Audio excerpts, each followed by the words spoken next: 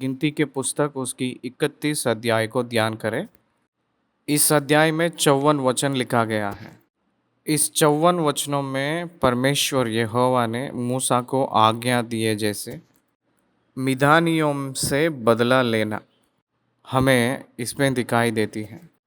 हिंसा के प्रति हिंसा करना, परमेश्वर की बात, हिंसा के प्रति हिंसा करना। रोमियों के पत्री में हिंसा के प्रति हिंसा नहीं करना है कहकर देखते हैं। वहाँ प्रेरित पौलुस ने रोमियों के पत्री लिखते हुए बदला लेना आपकी बारी नहीं, आप अपने शत्रुओं को भी अगर भूखे हैं तो आपके शत्रु उनको खाना खिलाओ कहकर लिखते हैं। तब उनके सर पे आंच डाले हुए समान कहकर कहते हैं। बदला लेना आपका काम नहीं कहकर कहते हैं। तो उस प्रकार का परमेश्वर यहाँ हिंसा के प्रति हिंसा क्यों करने के लिए कह रहे हैं, ये हमें सोचने की विषय है। ये हमें सोचने का विषय है। रोमियों के पत्री 12वीं अध्याय उसका 18 से देखें तो वहाँ 17 को भी देखेंगे तो बुराई के बदले किसी से बुराई ना करो, जो बातें सब लोगों के निकट भली है उनकी चिंता किया करो। जहाँ तक हो सके तुम बरसक सब मनुष्यों के साथ मेल मिलाप रखो। हे प्रियो, बदला ना लेना परंतु परमेश्वर के क्रोध को अवसर दो, क्योंकि लिखा है, बदला लेना मेरा काम है, प्रभु कहता है, मैं ही बदला दूंगा। परंतु यदि तेरा बैरी भूखा हो तो उसे खाना खिला, यदि प्यासा हो तो उसे पानी पिला, क्योंकि ऐसा करने से तू उसके सिर पर आग के अंगारों का ढेर लगाएगा। यहाँ आप लोग एक बात को नोटिस किए हैं क्या? बदला लेना मेरा काम है कहकर कहे हैं। तुम बरसक सब मनुष्यों के साथ मेल मिलाप रखो कहकर कहे थे। और वहाँ गौर से देखेंगे तो बदला लेना मेरा काम है कहकर कहे थे, इसका मतलब है कि बदला नहीं लेगा कहकर अर्थ नहीं है, वो खुद बदला लेंगे। और यहाँ गिनती के पुस्तक 31 अध्याय में वो ही खुद बोले हैं कि बदला ले। शायद अंतर आप पहचाने हैं कहकर मैं विश्वास कर रहा हूँ। मिदानियों से बदला लेने के लिए कहते कैसे? गिनती के पुस्तक 25 अध्याय में इस मोयाबियों ने, मोआब स्त्री लोग प्रामुख्य रूप में इस्राएली पुरुषों को मूर्तियों के पूजा के तरफ लेकर गए थे। उसी के कारण के वजह से मरी आकर बहुत से लोग मर चुके थे, कई हजारों लोग मर चुके थे। 25 अध्याय का 9 आयत में लिखा है गिनती के पुस्तक में, और मरी से 24,000 मनुष्य मर गए। इसलिए मिदानियों के ऊपर युद्ध करो कहकर कहे थे परमेश्वर ने। उसके लिए फिनेहास को तुरैया बजाने के लिए कहे थे, फूकने के लिए कहे थे। 12 गोत्रों में से 12,000 लोगों को एक एक गोत्र के हिसाब से 1,000 के रूप में 12,000 लोगों को लेने के लिए कहे थे, युद्ध में जाने के लिए कहे थे। उन लोग युद्ध में गए थे, सारे पुरुषों को मार डाले थे, स्त्री लोगों को नहीं मारे थे। तब मूसा ने क्रोधित हुए थे, जितने स्त्री लोग पुरुष का मुंह देखे हैं उन सारे लोगों को मार डालो कहे थे। जितने लड़कियों ने पुरुष का मुंह ना देखे हैं उनको रहने देने के लिए कहे थे। उस प्रकार के रूप में किए थे और लूटे थे सब। उस लूटा हुआ संपत्ति को 2 भाग किए थे। सेना लोगों को 1 भाग दिए थे और हाफ समाज को दिए थे। और सेना को जो दिए हैं उसमें से यहोवा के लिए प्रत्येक रूप की अर्पण दिए हैं। पब्लिक में से लेवी लोगों को प्रत्येक अर्पण निकाले थे। जब वो लोग हिसाब देख लिए थे तब कोई भी नष्ट नहीं हुए थे और कोई भी युद्ध में नहीं मरे थे। इस रीति में हम लोग सेनापतियों को और सहस्रपति, शतपति, ये सब 16,750 शेकेल था। योद्धाओं ने तो अपने अपने लिए लूट ले ली थी। Everybody benefited through this war. उन लोगों से लूट कर आए थे और ये लोग लाभ पाए थे। परमेश्वर उन लोगों को नाश करने के लिए जजमेंट दिए थे। ये है इसमें हमें दिखाई देती है। God's righteousness, condemnation of Midians. परमेश्वर जिसको कंडम करने के लिए सोचते हैं उन लोगों को कंडम करेंगे। परमेश्वर हमेशा न्याय ही करते हैं, वो अन्याय नहीं करते हैं। नो सेंटिमेंट, वहाँ सेंटिमेंट नहीं है। उन लोग इस्राएलियों के नाश के लिए कारण हुए थे और उन लोग नाश हो चुके थे। दैट्स इट, उतना ही। तो आइए हम लोग पहले वचन से ध्यान करें। पहली आयत 31 अध्याय। फिर यहोवा ने मूसा से कहा, मिद्यानियों से इस्राएलियों का बदला ले, बाद को तू अपने लोगों में जा मिलेगा। बदला जो ले रहे हैं वो लोग इन लोग नहीं, ये बदला जो है परमेश्वर ही कर रहे हैं। इस्राएलियों के पक्ष में मिद्यानियों को बदला लेना परमेश्वर का काम ही है। तब मूसा ने लोगों से कहा, अपने में से पुरुषों को युद्ध के लिए हथियार धारण कराओ कि वे मिद्यानियों पर चढ़ के उनसे यहोवा का बदला ले। इस्राएल के सब गोत्रों में से प्रत्येक गोत्र के 1,000 पुरुषों को युद्ध करने के लिए भेजो। तब इस्राएल के सब गोत्रों में से प्रत्येक गोत्र के 1,000 पुरुष चुने गए, अर्थात युद्ध के लिए हथियार बांध 12,000 पुरुष। प्रत्येक गोत्र में से उन हजार पुरुषों को और एलियाजर याजक के पुत्र फिनहास को मूसा ने युद्ध करने के लिए भेजा। और उसके हाथ में पवित्र स्थान के पात्र और वे तुरहियां थी जो सांस बांध बांध कर फूंकी जाती थी। ये जो सिस्टम है कहीं भी नहीं रहता है। कोई भी युद्ध में याजक आगे रहकर तुरैया फूंकने का सिस्टम कहीं भी नहीं रहता है। ये केवल इजरायलियों के युद्ध में ही दिखाई देती है। और जो आज्ञा यहोवा ने मूसा को दी थी उसके अनुसार उन्होंने मिद्यानियों से युद्ध करके सब पुरुषों को घात किया। सब पुरुषों को अंडरलाइन कर लीजिए। ऑल द मैन, मेजर, जो मेजॉरिटी पूरा हुआ है। मैन, जो लोग मिद्यानियों में हैं, जो लोग गिनने के लिए लायक हैं सेना के रूप में, पुरुष सारे लोगों को घात किए थे। और दूसरे जूजे होवों को छोड़ उन्होंने ये भी रेखेम, शूर, हूर और रेबा नामक मिद्यान के 5 राजाओं को घात किया।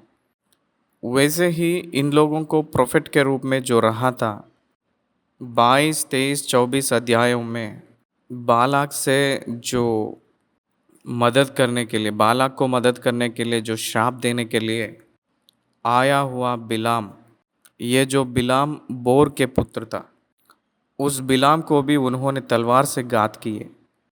24 अध्याय में बिलाम अपनी घर गया कहकर लिखा है। 31 अध्याय पे आते ही बिलाम को घात किए थे। 9 आयत। और इस्राएलियों ने मिद्यानी स्त्रियों को बाल बच्चों समेत बंदी बना लिया और उनके गाय बैल भेड़ बकरी और उनकी सारी संपत्ति को लूट लिया और उनके निवास के सब नगरों और सब छावनियों को फूंक दिया। तब वे क्या मनुष्य क्या पशु सब बंदियों और सारी लूटपाट को लेकर यरीहो के पास की यरदान नदी के तट पर मोआब के अराबा में छावनी के निकट मूसा और एलियाजर याजक और इस्राएलियों की मंडली के पास आए। तब मूसा और एलियाजर याजक और मंडली के सब प्रधान छावनी के बाहर उनका स्वागत करने को निकले। और मूसा सहस्रपति शतपति आदि सेनापतियों से जो युद्ध करके लौटे आते थे क्रोधित होकर कहने लगा। 4 आयत में मूसा ने क्रोधित हुए थे। मूसा ने 7 बार क्रोधित हुए थे हमें इज़राइलियों के ऊपर मूसा ने 7 टाइम्स क्रोधित हुए कहकर बाइबल में विवरण है। वो एक स्पेशल मैसेज हम लोग कर सकते हैं। मूसा ने उन लोगों से ये कहे थे कि क्या तुमने सब स्त्रियों को जीवित छोड़ दिया?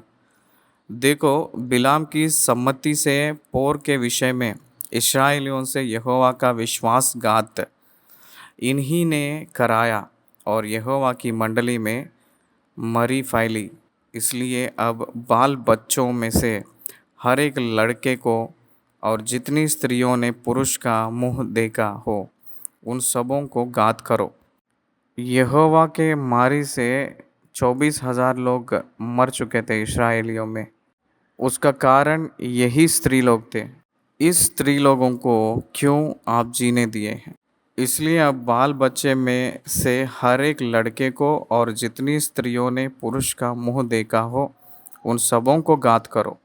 लड़के में शत्रु का शेष नहीं छोड़ना है कहकर कहते हैं ना, इस उसी प्रकार परंतु जितनी लड़कियों ने पुरुष का मुंह ना देखा हो उन सबों को तुम अपने लिए जीवित रखो।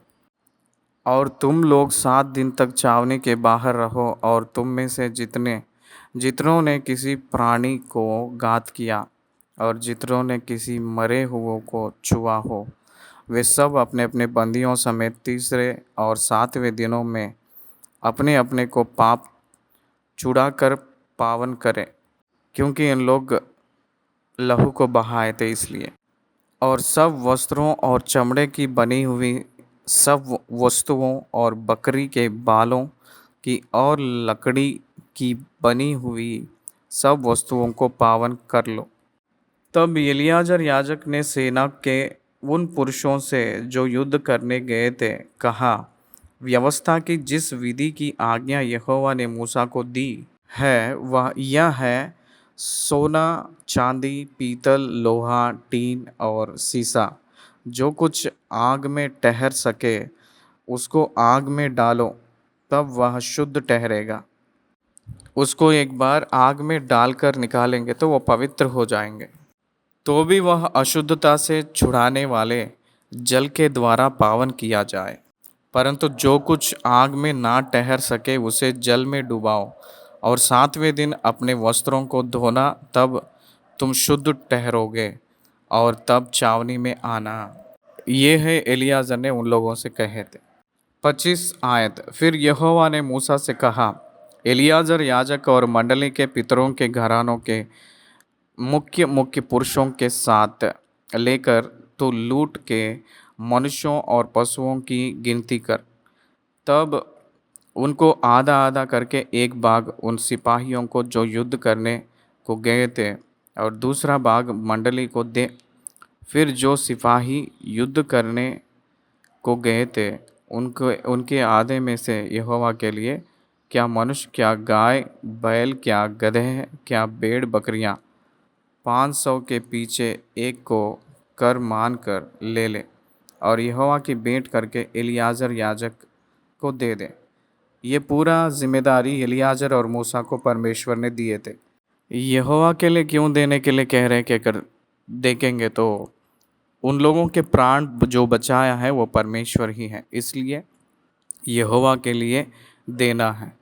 जो सोल्जर्स को दिया गया है सिपाहियों को उसी में से हिस्सा ये अर्पण याजक एलियाजर को देना है। आप लोग यहाँ ध्यान दीजिएगा, जो लूट के लेकर आए हैं उस संपत्ति में 2 भाग किए हैं, एक सिपाहियों को और दूसरा मंडली को। सिपाहियों को जो दिए हैं उसी में से जो लूट कर लाए थे उन लोग जीने के लिए जो लाए थे 500 के पीछे एक को कर मानकर ले लेना, एलियाजर को इस भेंट को देना। वो यहोवा को दिए हुए भेंट के समान होती है। फिर इस्राएलियों के आधे में से क्या मनुष्य क्या गाय बैल क्या गधे हैं क्या भेड़ बकरियां क्या किसी प्रकार का पशु हो 50 पीछे एक लेकर यहोवा के निवास की रखवाली करने वाले लेवियों को देना। 2 हाफ्स किए थे ना, उसमें से एक भाग में से यहोवा को अर्पण देना और एक भाग में से लेवियों को देना कहा गया है। 31 अध्याय का 31 वचन, यहोवा की इस आज्ञा के अनुसार जो उसने मूसा को दी, मूसा और एलियाजर याजक ने किया। ये बहुत प्रामुख्य चीज़ है। परमेश्वर आज्ञा जो दिए हैं उसी प्रकार करना है, अपना स्वयं निर्णय नहीं है। विश्वासी परमेश्वर की आज्ञा के अनुसार चलना है, स्वयं सोच के अनुसार नहीं। स्वयं सोच मनुष्य को रहे तब वो पुराने पाप की स्वभाव के रूप में संबंधित रहती है।